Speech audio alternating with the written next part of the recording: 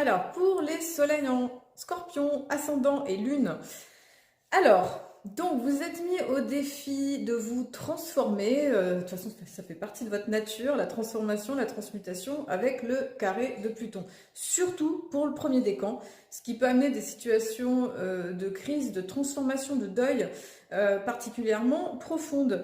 Plus vous allez aller dans le sens du changement, aussi avec Uranus qui traverse aussi la 8, qui demande de se remettre en question, de traverser les crises, d'accepter les changements pour pouvoir avancer et vous renouveler. Il y a une situation un petit peu de challenge et si vous allez dedans, vous allez pouvoir être vraiment dans l'énergie du phénix.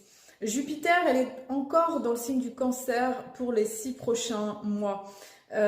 Alors, pour toute cette période, pour le deuxième et troisième décan, ça vient amener justement un boost énergétique, ça vient favoriser les expériences, ça vous soutient dans justement ces traversées intérieures.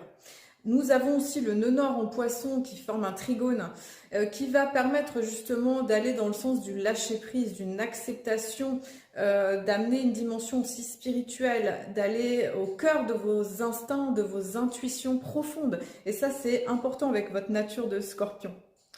Nous allons, après avoir Jupiter qui va passer dans le Lion, qui va former un carré en tout cas pour le premier décan dans la première période, dans le deuxième décan pour la deuxième partie, enfin dernier trimestre de l'année. Alors là, ça va demander justement de dépasser les notions égotiques en lien avec la personnalité, les fixités qui font que des fois il y a des certitudes et ça va demander d'être beaucoup plus souple, beaucoup plus ouvert, d'accepter vraiment de se laisser traverser par la vie et par le changement. Et nœud sud qui va passer après dans le Lion, nœud nord en Verseau.